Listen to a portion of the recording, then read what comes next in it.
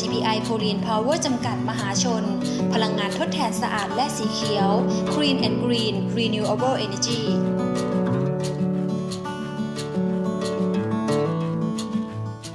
ไมโครน็อกโซลูชันผลิตภัณฑ์ใช้แล้วปลอดโควิดยับยั้งเชื้อโรคช่วยป้องกันและยับยั้งการแพร่กระจายของเชื้อโรคที่เกิดจากแบคทีเรียและไวรัสใช้เช็ดทำความสะอาดที่ทั่วบริเวณที่พักอาศัยโดยไม่ต้องผสมน้ำสนับสนุนโดยผลิตภัณฑ์ TPI หาซื้อได้ที่ร้าน TPI New Normal ทุกสาขาทั่วประเทศสังเกตสัญลักษณ์ TPI New Normalสวัสดีค่ะคุณผู้ชมคะวันนี้ขออนุญาตออนแอร์จากนอกสถานที่นะคะเรามีนัดกับท่านสว.อาเมดซานินะคะซึ่งท่านก็เป็นเจ้าของเหมืองแล้วก็ทำธุรกิจด้านเหมืองพลอยในทวีปแอฟริกานะแล้วที่จริงท่านมีธุรกิจเรื่องนี้อยู่ในอังกฤษนะคะแล้วก็เป็นนักเรียนหนังสืออยู่ที่อังกฤษล่ะค่ะแต่บ้านเดิมเนี่ยก็จะอยู่แอฟริกาเป็นมุสลิมนะคะแล้วก็เจ้าของเหมืองพลอยส่วนใหญ่ในทวีปแอฟริกานะคะคุณผู้ชมส่วนใหญ่ก็จะเป็นมุสลิมนะคะเนื่องจากนอกจากเลี้ยงสัตว์แล้วก็เป็นชนเผ่าที่เป็นผู้นำในทวีปแอฟริกาเนี่ยเราจะเห็นว่าอีกหนึ่งอาชีพที่ผู้คนที่มีเชื้อสายทางด้านมุสลิมหรือเป็นอิสลามเนี่ยเขาจะทำเหมืองค่อนข้างเยอะนะคะทั้งเหมืองพลอยเหมืองทองคำแล้วก็เหมืองเพชรค่ะคุณผู้ชมตอนที่แล้วเนี่ยเรามีโอกาสได้พาซีเนเตอร์นะคะท่านเป็นวุฒิสมาชิกของรัฐคาซีนาซึ่งจะอยู่ใกล้ๆกับเลคชาร์ดก็คือหลายคนจะรู้จักประเทศในแอฟริกาตอนกลางนะคะแถวนั้นเนี่ยจะมีพลอยที่มีชื่อเสียงโด่งดังค่อนข้างเยอะแล้วก็ครั้งนี้เนี่ยเป็นครั้งแรกที่ท่านสมาชิกวุฒิสภาอาเมดซานิเนี่ยเดินทางมาประเทศไทยมาร่วมงานกับบางกอกเจมส์แล้วก็จิวเวลรี่แฟร์ครั้งที่72ที่ศูนย์ประชุมแห่งชาติสิริกิติ์ค่ะแล้วก็ได้มีโอกาสพาท่านสว.ไปเยี่ยมเจมส์ซิตี้เรารู้จักอยู่แล้วนั่นก็คือจันทบุรีค่ะวันนี้เรามีโอกาสก็ท่านก็เดินทางกลับนะคะอังกฤษกับลอนดอนวันนี้ล่ะค่ะเมื่อตอนบ่ายนี่เองนะคะแต่ดิฉันก็นอกสถานที่ไปสัมภาษณ์ท่านเอาไว้หลังจากที่ท่านใช้เวลากับการเยี่ยมนะคะทั้งที่ศูนย์พลอยที่สีลมทั้งไปเยี่ยมศูนย์พลอยที่จันทบุรีถึง2 ครั้งแล้วก็ไปอยู่ที่นั่นก็หลายวันทีเดียวได้มีโอกาสพูดคุยมีโอกาสพบปะกับนักธุรกิจไทยแล้วก็อย่างว่าล่ะค่ะจันทบุรีเนี่ยเป็นเมืองพลอยแล้วก็ผู้คนจากทั่วโลกโดยเฉพาะอย่างยิ่งวันศุกร์กับวันเสาร์ท่านไปอยู่ที่นั่น2 อาทิตย์เลยนะคะหมายถึงทุกศุกร์กับเสาร์แล้วก็มีโอกาสได้คุยกับนักธุรกิจจากอินเดียจากศรีลังกาจากประเทศไทยแล้วก็ส่วนใหญ่เราจะพบว่าผู้ที่อยู่ในแวดวงพลอยเมืองไทยวันนี้เนี่ยนะคะไม่ใช่เฉพาะคนไทยแล้วอเมริกันก็เยอะนะคะจากยุโรปก็แยะแต่ว่าที่มากสุดน่าจะเป็นอินเดียศรีลังกาแล้วก็พวกกลุ่มปากีส่วนแอฟริกาเนี่ยส่วนใหญ่จะเป็นแอฟริกาจากฝั่งตะวันตกที่เราพบก็จะเป็นกินีบิซาวกินีคอนากรีนะคะหลายคนที่ไม่คุ้นกับแอฟริกาเหมือนดิฉันก็อาจจะฟังเพี้ยนๆแปลกๆไปบ้างแต่ว่าเราเนี่ยพอเข้าใจเพราะคนพวกนี้เป็นนักเดินทางค่ะไปฟังกันนะคะว่าประสบการณ์การเข้ามาร่วมงานบางกอกเจมส์แล้วก็ไปที่เจมส์ซิตี้ที่จันทบุรีกับไปเยือนที่เจมส์ทาวเวอร์แถวสีลมเนี่ยนะคะ 2-3 อาทิตย์มานี้เนี่ยก่อนท่านเดินทางกลับอังกฤษก็มาคุยกันว่าได้อะไรไปบ้างแล้วประเทศไทยเนี่ยมีความร่วมมือกับทางแอฟริกายังไงบ้างนะคะเราจั่วเรื่องอีกแล้วก็คือพลอยจากแอฟริกาตอนที่2ค่ะไปคุยกัน กับท่านสมาชิกวุฒิสภาอาเมดซานีค่ะ This is your first time to be in Thailand for the GEM business, especially you visit Bangkok GEMS 72. What do you think about the business, the GEM business in Thailand on path to the Bangkok GEM fair? Yes, the Bangkok Jam Fair that I have attended and witnessed, it is very, very good. I have never seen something like that of magnitude, the size, the type of gemstones that are there from all over the world, from Africa, in Africa, from Nigeria, Mozambique, Madagascar, and other part of the world, or part of Africa. And there are some from other parts of the world which were presented. And it is so big and well organized. They have about 7 floors. Each 7 floor is huge. It's like a football field, each floor. And each one is, they are so organized according to their categories. And if you want to sell rough jams, they are downstairs. If you want to buy low price jams, are downstairs. If you want to buy the highest of the jam quality, they are upstairs, 5th floor, 6th floor, 7th floor, they are there. And when you go, it's endless. There is over 2,000 stalls. And each one is carrying jams. And those jams are worth trillions of dollars. Yes, I have seen the business of jams in England. England, at one time, you can come to Houghton Garden and you can sell your jams, rough jams. Like from Africa, we have brought some 15, 20 years ago. And now when you go, they don't buy. The market is not there. And even the place becomes so small. And like, I lived in Birmingham at one time as a student and reside there. And Birmingham used to be the Europe's largest jewelry quarter. So now when you go, it's not really, the jam business is not as it used to boom. At that time, they can buy your rope stones and they can cut it. But now the business has become very small in that quarter. And the one I have attended in Thailand, in Bangkok and Canterbury, whereby is the largest gemstones market in the world. I went there, I have seen gems of highest quality, and they are so professional, and they are so cut and polished excellently from all over the world, from Africa. There are a lot of gems from Africa, a lot of them. And there are some from Europe, some from Asia, Bangladesh,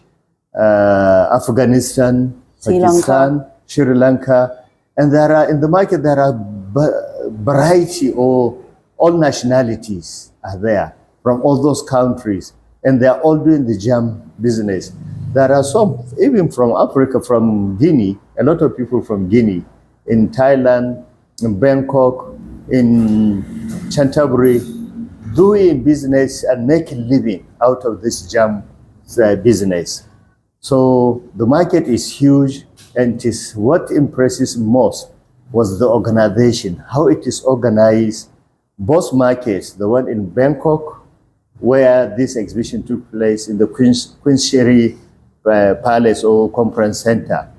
and the Canterbury one I have visited. There are local market whereby people come with their small jams, which are bought. Some of them, if they are good quality, jam quality, you can sell it. And majority what I look at in the market now, most especially in Canterbury, they are looking for cut stones, cut gemstones. They look at it either ruby, sapphire, topaz, aquamarine, emerald. They are all there, and other diamonds, but they are cut and placed, and any amount of money you come with, you can say, you cannot exhaust what I have seen there. Did you visit to Hong Kong or Middle East about the James business before? Yes, I have visited the one in UAE. The UAE one about 3-4 years ago. It is huge as well. But what I found out is Bangkok is The first one. is the core. From there, when they finish in Bangkok, they go to Hong Kong and Emirates and China. So this is the center, which is the Bangkok one. But majority of those companies that are here doing jams, dealing in jams, they actually go around the world for those exhibitions. The one I have seen in UAE is extremely good and huge, like this one, like the one I have seen here. But the one I have seen here in Bangkok is greater, is bigger. And there are more quality jams I have seen in Bangkok. The one in UAE, yes, there are, and there was a lot of funds, money to buy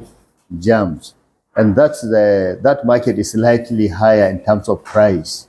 So it is good too, and it was well organized at the same time. And there are jams from all over the world there, from Africa, from Nigeria, from Ghana, from Malawi, from Zimbabwe, from all the other countries, including Namibia. I have seen some of the jams there. So the market is big, and I think we from Africa, we should start to do something in Africa regarding these jams. I have seen some years ago, Namibia has started something like that, saying that they should produce their own jams and encourage small businesses to do the chains, rings, earring, and other jewelries, local production. So that industry, they have managed to carve it for local people to benefit. You know, previously they are the colonial rulers who monopolize it, but they have deregulated for the local people, the indigenous people, to actually participate and make money out of it. A lot of people are making living out of it. I have seen the different design, like you have mentioned. There are different design from Sri Lanka, different design from India, different design in Europe, which I have lived there and I know. They have different design. And the one I have seen in Bangkok have their own design. And they have their own stones too. They have their own gemstones, which I have seen in the market, both local market and this exhibition. And I have visited them in this city center where there is shopping center, shopping mall. There are a lot of gems being sold, both the local one, when I say local, I mean the indigenous one in Bangkok or in Thailand, and the one from other part of Africa. But what intrigued me, what I liked most, was the design made from Bangkok or Thailand, the Thailand one. And their sapphire, I have seen it, and other precious stones, which are very good quality, gem quality. And the people are selling it and at a reasonable price. Whatever amount of money you have, there is something for you. That's what I have found in Bangkok and Canterbury. So the design are different. Everyone, the Middle East design, they design it most of the time with gold. And the Indian design, they do it so elaborate that you can see it. And more especially when they mix it with gold or it is pasted with gold. So each one of them have a unique design, and each one is telling a story. คุณผู้ชมคะเรื่องของพลอยซึ่งนำไปสู่การเป็นเครื่องประดับหรืออัญมณีเนี่ยนะคะที่เป็นจิวเวลรี่เราได้ฟังนะคะจากต้นกำเนิดพลอยที่เราเรียกพลอยก็คือพลอยจากแอฟริกานั่นเองซึ่งวันนี้เนี่ยเป็นแหล่งใหญ่ที่สุดในธุรกิจด้านอัญมณีและเครื่องประดับค่ะประเทศไทยเราเองเนี่ยพึ่งพาแหล่งวัตถุดิบจากทวีปแอฟริกานะคะแล้วก็เราก็ถือโอกาสที่ได้เชิญท่านสมาชิกวุฒิสภาอาเมดซานินะคะซึ่งท่านเชื่อมระหว่างแอฟริกากับโลกตะวันตกก็คือด้วยความที่เป็นนักเรียนอังกฤษนะคะแล้วก็ทำธุรกิจอยู่ที่อังกฤษในเรื่องของจิวเวลรี่นี่นะคะที่เบอร์มิงแฮมที่ลอนดอนด้วยแล้วก็ถือประสบการณ์ตรงนั้นเนี่ยข้ามมาดิฉันก็เชิญท่านมาร่วมงานบางกอกเจมส์แล้วก็จิวเวลรี่แฟร์ของเรานะคะก็เป็นครั้งแรก ท่านก็เล่าให้ฟังว่ารู้สึกประทับใจมากว่าประเทศไทยนั้นโดยเฉพาะอย่างยิ่งกรุงเทพนะคะซึ่งเป็นศูนย์กลางเราใช้คำจำกัดความของเหลี่ยมพลอยทั้งหลายแหละว่า Bangkok Cut นะคะเราติดระดับของโลกนะคะในฐานะที่เป็นเมืองจิวเวลรี่และมีฝีมือในการเจรไนพลอยเผาพลอยและมีฝีมือในการทำเซตติ้งหรือทำเครื่องประดับทั้งหลายแหล่ทั้งที่เป็นรูปพรรณทองพลอยองค์ประกอบและมีเพชรด้วยนะคะเราจึงเป็นผู้บริโภคสำคัญค่ะสำหรับธุรกิจจิวเวลรี่ในโลกใบนี้ท่านสว.อาเมดพูดถึงกรุงเทพนะคะเราไปที่จิวเวลรี่เทรดที่สีลมแล้วก็ได้พบกับนักธุรกิจซึ่งส่วนใหญ่วันนี้จะเป็นอินเดียจะเป็นบังคลาเทศจะเป็นซีลอนหรือที่เราเรียกศรีลังกาล่ะค่ะแล้วเราก็ข้ามไปดูงานบางกอกเจมส์ปีนี้ที่ศูนย์สิริกิติ์ก็ถือว่าอลังการต้องชมเชยแล้วเราก็ข้ามไปจันทบุรีเมืองแห่งพลอยนะคะเจมส์ซิตี้ท่านก็พูดถึงว่าประทับใจประเทศไทยมากแล้วในฐานะที่แอฟริกาเองเนี่ยเป็นแหล่งวัตถุดิบสำคัญทั้งทวีปเลยนะคะจะมีพลอยนานาชนิดทั้งที่เป็นพลอยเนื้อแข็งอย่างเช่นซัฟไฟร์แล้วก็บลูซัฟไฟร์หรือไพลินที่ดีที่สุดในโลกนั้นอยู่ที่ไนจีเรียค่ะที่เราเรียกมาบิล่านะคะนอกจากนี้ก็ยังมีเยลโล่ซัฟไฟร์หรือบุตรนะฮะบุษราคำซึ่งจันทบุรีก็เคยโด่งดังแล้วก็นอกจากนี้เนี่ยนะคะที่จันทบุรีเองวันนี้เนี่ยพลอยก็น้อยลงแต่ตลาดพลอยเนี่ยทุกศุกร์เสาร์นี่ยังคึกคักเราก็ได้เรียนถามนักธุรกิจที่จันทร์นะคะว่าวันนี้เนี่ยยอดตกไหมเขาก็บอกว่ามันก็น้อยลงนะหลังโควิดเราไปฟังกันต่อในช่วงที่2นะคะว่าโอกาสที่ในฐานะที่ท่านเป็นคนเชื่อมต่อแหล่งพลอยในแอฟริกาแล้วตลาดในอเมริกาตลาดในอังกฤษก็ถือว่าเป็นหนึ่งตลาดของยุโรปเพราะฉะนั้นทั้งเรื่องงานดีไซน์งานออกแบบกับความต้องการแน่นอนต่างกันและก็ด้วยความเป็นอาหรับเนี่ยท่านก็มีความใกล้ชิดกับตลาดของ UAE หรือในกลุ่มโลกอิสลามก็ต้องไม่ลืมว่าไม่ว่าจะดูไบหรือยูไนเต็ดอาหรับเอมิเรตส์เนี่ยนะคะเป็นคนมีสตังค์เขาก็จะนิยมซื้อ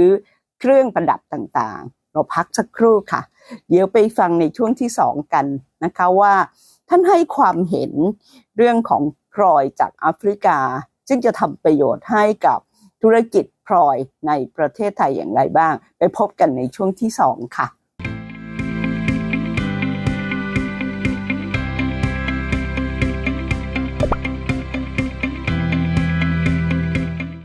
คุณผู้ชมคะในช่วงที่2ของพลอยแอฟริกากับธุรกิจเจรไนพลอยธุรกิจจิวเวลรี่เครื่องประดับกับอัญมณีของประเทศไทยนั้นวันนี้ใกล้ชิดกันมากและจริงๆแล้วเนี่ยคนไทยเข้าไปซื้อพลอยไปซื้อวัตถุดิบในแอฟริกามา 4-50 ปีแล้วค่ะอย่างที่เคยเรียนนักธุรกิจจากสีลมนักธุรกิจจากจันทร์ไปทำเหมืองไปเชื่อมต่อกับเหมืองที่แอฟริกาเนี่ยนะคะทั้งตะวันออกและตะวันตกเนี่ยมาช้านานแล้วจนหลายคนได้ ID การ์ดที่เป็นพลเมืองของแอฟริกาไปด้วยนะคะทีนี้วันนี้เนี่ยในเหมืองมาเองแล้วก็เป็นนักธุรกิจใน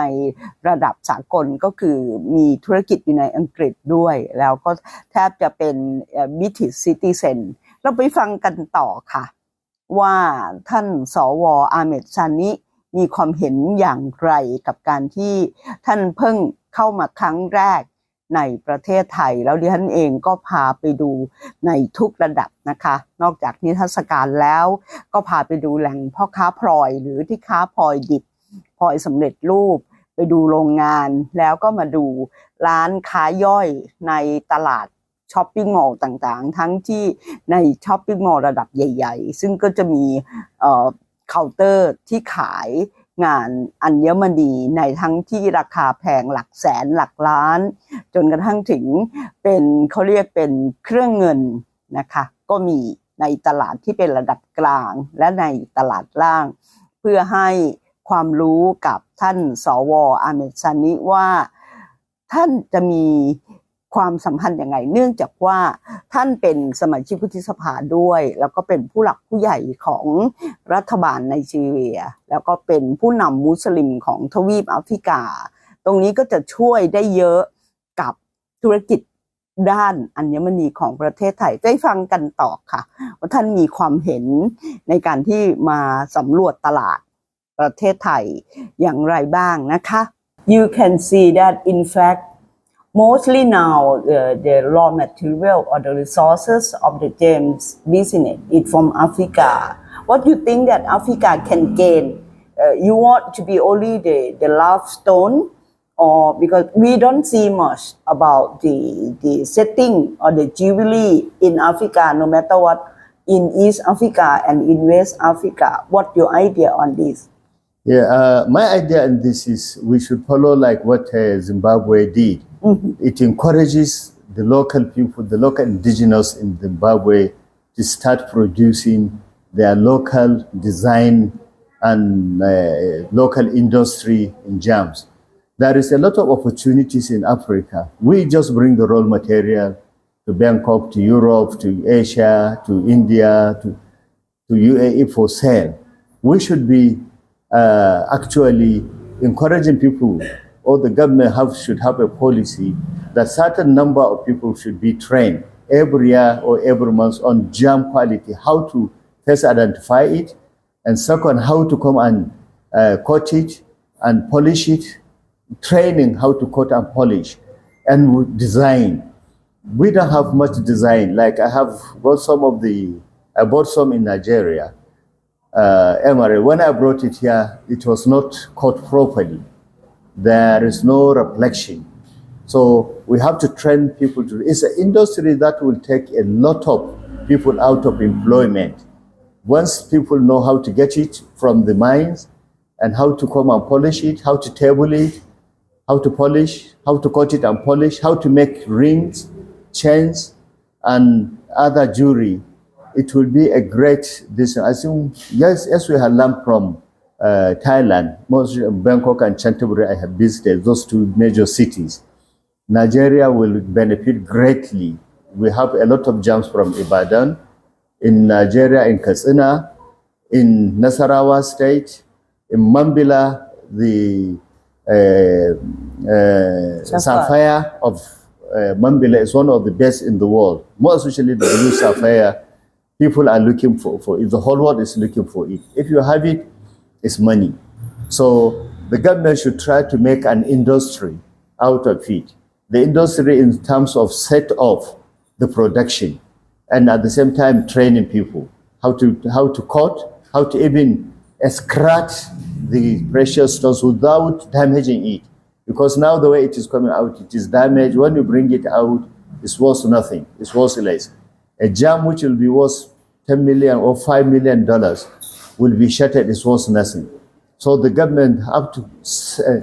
step up with the training of how to even mine and the safeties of mine. Because a lot of mine has caved in with a lot of people, more especially in Nigeria and other parts of Africa, and there is no equipment to even rescue them. There is no safety measures. Those safety measures have to be taken into consideration in setting up this industry from the beginning. It may take time, but it can be achievable because our people are hardworking. They are working on their own without any training, without any knowledge how to get those stones. Sometimes they get good stones, and that the government, there is a lot of unemployment. A lot of graduates are not employed, and those who study geology, geometry, and those things can benefit, and the local laborers too. Train them how to extract. When the government set up training, the people who study geology, they can come and train other people. The people that have been trained how to cut, how to polish, how to face, how to make the jewelry. All this has to take into consideration. It's a chain reaction. It will produce millions and millions of jobs and it will credit Nigerian government with billions and billions of dollars, which will help the economy and run the economy. Similar, it will help the other African countries. But if we start like Nigeria is among the most developed in Africa. So if we set off like what Thailand has done here in Bangkok and Chantaburi, in 2 or 3 or 4 states, like there is beautiful tourmaline from Ibadan. They can set up that industry there. There are beautiful stone from Mambila, set up industry there. Nasarawa State is the land of gemstones, so and other material used nationally. Set off a production there. Like my state Katsina, we have a lot of gems. Set off a production line there where people who are unemployed, who leave school, who graduate from university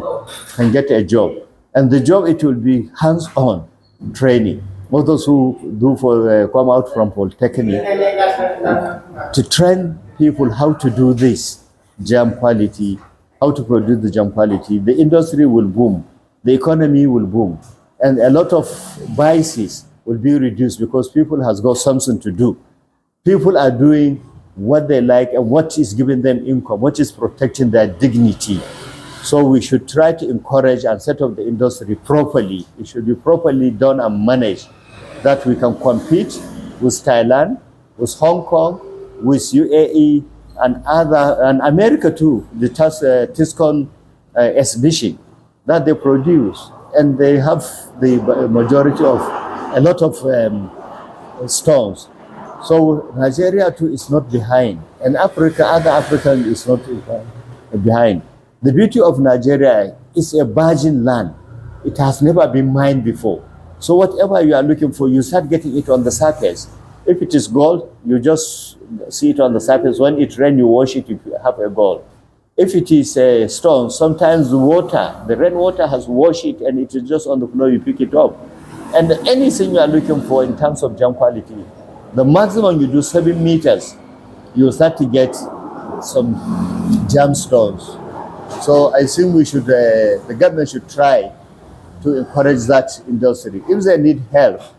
people like myself, who has been sponsoring myself to go to these exhibitions and learn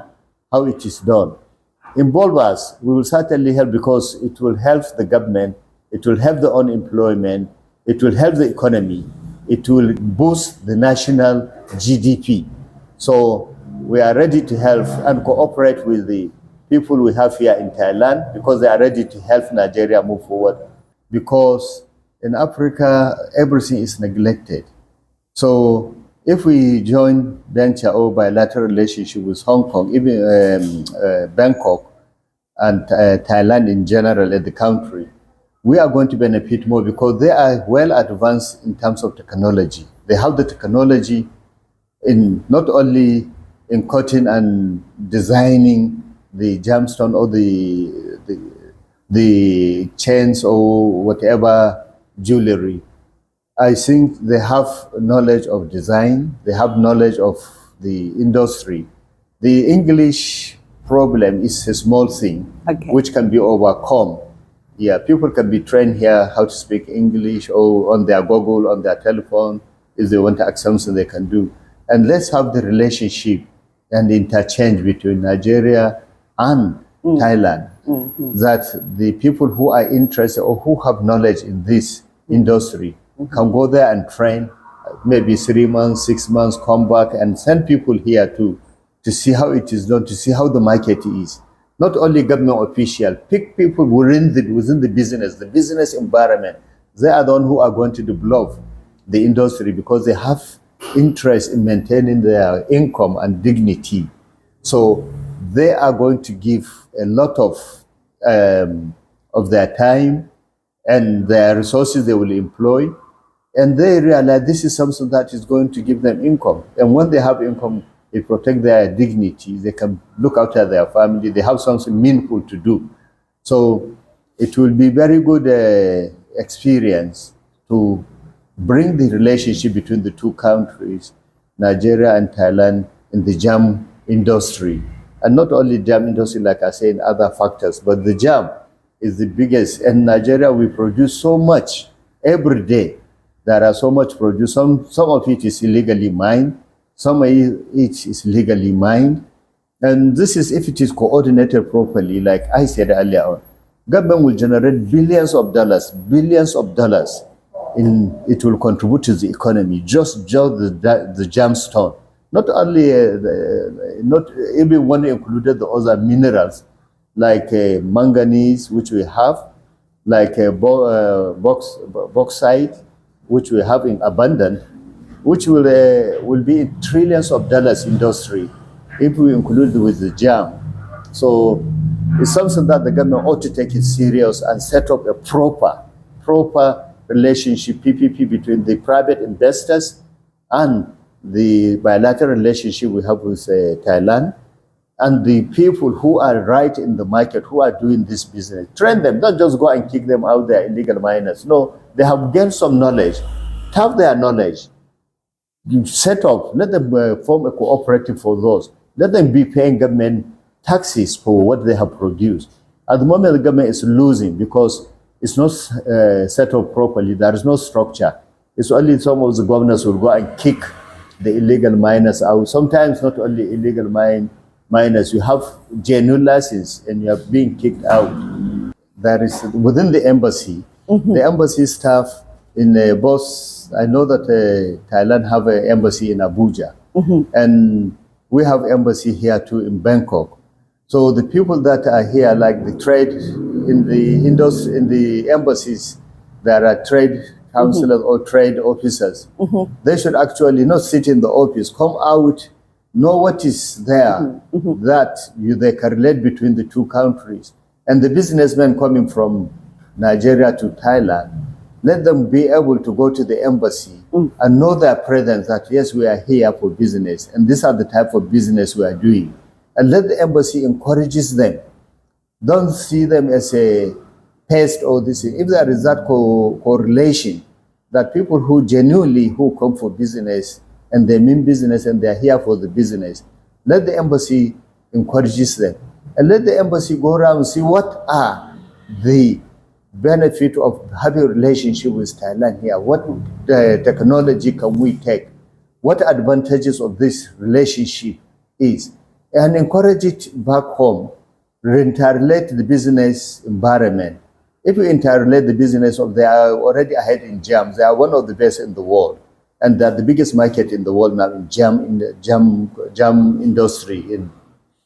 People come from America, from England, from all over the world here to buy jam quality stones and chains. So the economy here is moving,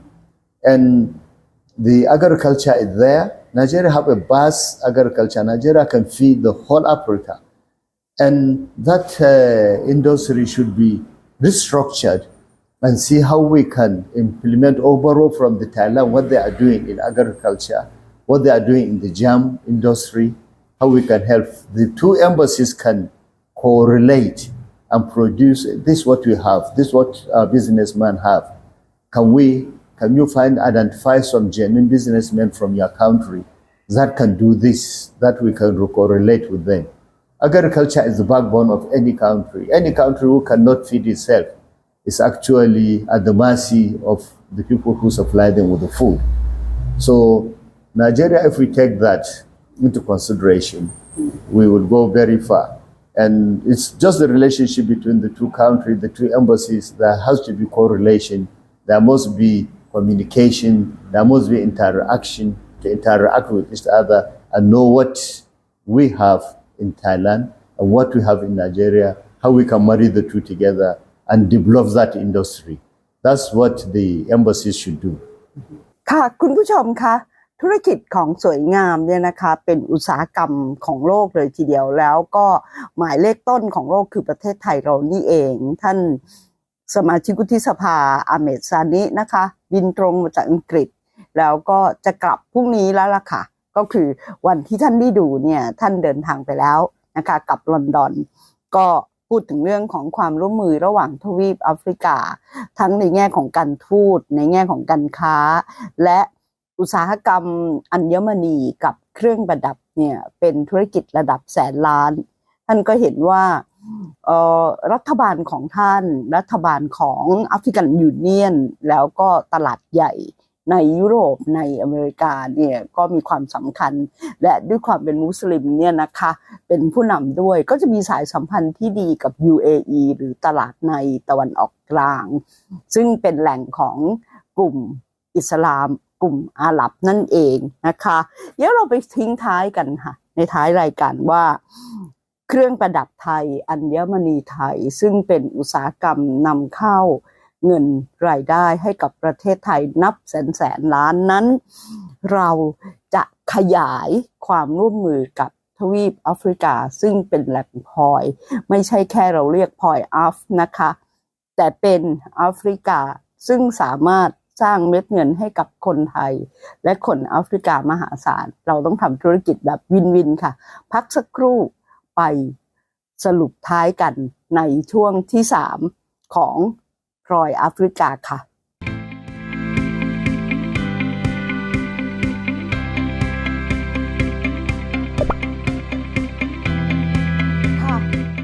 เราก็ยังอยู่ในซีรีส์เกี่ยวกับไทยแอฟริกานะคะช่วงนี้เนี่ยก็จะไปมาหาสู่กันระหว่างแอฟริกากับไทยแล้วก็อาเซียนเอเชียเรานะคะไปฟังทิ้งท้ายกันค่ะว่าพลอยจากแอฟริกาสร้างธุรกิจอุตสาหกรรมอัญมณีและเครื่องประดับระดับแสนล้านกับประเทศไทยอย่างไรและตรงนี้ล่ะค่ะรัฐบาลใหม่ของไทยหรือผู้ที่ดูแลเรื่องธุรกิจที่เกี่ยวกับจิวเวลรี่ไม่ว่าจะกระทรวงอุตสาหกรรมกระทรวงต่างประเทศกระทรวงพาณิชย์นะคะเราต้องรีบฉกฉวยละค่ะงานบางกอกเจมเพิ่งจบไปแล้วก็งานฮ่องกงกำลังดำเนินการอยู่นะคะกับเจมจิวเวลรี่ในฮ่องกงหลังจากนี้ก็จะเป็นที่จิด้าที่ UAE ล่ะค่ะไปฟังท่านสมาชิกวุฒิสภาอาเมดซานิท่านชี้ว่าเราจะร่วมมือกันอย่างไรไปฟังเลยค่ะเป็นภาคสรุปค่ะ If Nigeria move is through the whole Africa move because it's the biggest economy, more especially in West Africa. And you have the big population. Yeah, we have the big population, over 200 million people. That is a huge market that can be satisfied. Even what we produce, we can sell it within Nigeria. And once we design the good quality of these gemstones, we are getting married. We don't have to come to Europe or Asia to buy this jewelry. We have them there locally produced at good quality. So that's why that trend have to come in. That's why the government have to come in and organize it and have the relationship use that relationship between Thailand and Nigeria. And like you said, your embassy is for the ECOWAS. Niger have a lot of gemstones, diamonds. They have diamonds. The whole West Africa, or that this in Guinea-Bissau, Guinea-Conakry, they have gemstones. It's easier to even get diamond there than to extract gold. You have gold too. Yeah. So these countries, we have a large reserve of both diamonds, precious stones, semi-precious stones, and gold. Gold, we are about the 60% of the world producers. So this we have to set off industry and be organized. How we can tap those resources, how we can have the chain reaction of those value change is called. How we can use that value chain. So these are the things we need to do. And like you rightly said, your embassy represents the whole of ECOWAS. It's not only Nigeria. Those ECOWAS countries, they have a lot of gold, diamond, precious stones, and they can bring it if you have, that quantity, because Africa is very vast and that ECOWAS is very huge. We are talking of over 2,000 kilometers in terms of size. So, but there are other African from the ECOWAS in Abuja representing their countries and representing the ECOWAS. That is a link whereby the embassy of Thailand can link up with those embassies and see what jam or what other trade benefit you can have. You have rightly selected the best country now in terms of stability and resource. Nigeria is the best among the West African to set up an embassy and to encourage business. And there are a lot of flights. There are a lot of good roads that communication, transportation, and there is communication. The mobile, this is there, which is means of communication with other African, with the ECOWAS countries. So we need to tap in those resources that are in West Africa and in the ECOWAS. And I've been to Guinea, I've been to Guinea-Bissau, I've been to Guinea-Conakry, I've been to other West African, Ghana, and this. There is massive resources, which if it is managed properly, Africa will not be just a producer of raw material. Because when you produce the raw material, you are not taking advantage of the value chain. We have oil, we have gas, we have oil all over Nigeria. Even in Sokoto, there is oil. In Chad, there is oil. There is gas, there is more gas. And now the world is looking for gas more than oil. So, and you can tap it there. And if you come to these natural resources, we have gold layer from Sokoto all the way to Elisha in the southwest, which is over 700 and something kilometers. And it has been untapped. What we are doing is just scratching the surface. You look, I've seen a program in South Africa. South Africa, they go 4 kilometers down, just scratching gold. In Nigeria, it is on the floor. In all over Nigeria, it is on the floor. You don't have to do much. The major aspect are the gold and the farming, because we have vast amount of land, and it's arable land. Whatever we planted, within 3 to 4 months, it is harvested. Yes. So God has blessed us with natural agricultural land. And if it is, we have a correlation with Thailand, as I have seen they have done. They pump continues throughout the year, and they utilize the underground water, which Nigeria will have underground water. You dig anywhere, you will not dig more than 40 meters, you will get water. In extreme area like where I come from, Katsina, from 7 meters you start to get surface water. And we have the rainy season. We can do irrigation where we can farm at least 2-3 times a year, including the rainy season. So that relationship between the technology you have in Thailand or in Asia, that should be transferred there, and the government must be serious when they are doing it to implement it with sincerity and empowering the people who really genuinely they are into farming and they want to farm. So it's not just buying tractors and just farm implement and sell it to the people who are there, who they will go and sell it to the farmers. Encourage the farmers, and if the government do that and have a scheme whereby whatever they produce, there is something for the government. Whatever they produce, there is something, no matter how little it is.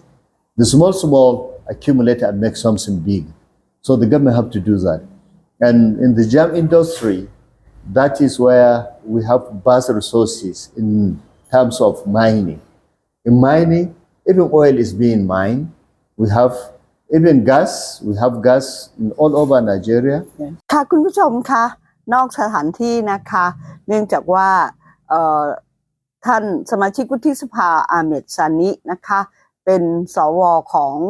รัฐคาซีนาแล้วก็เป็นอดีตผู้ว่าการรัฐด้วยนะคะในฝ่ายนโยบายของรัฐบาลไนจีเรียและก็สหภาพของมุสลิมในทวีปแอฟริกาค่ะเราก็จะ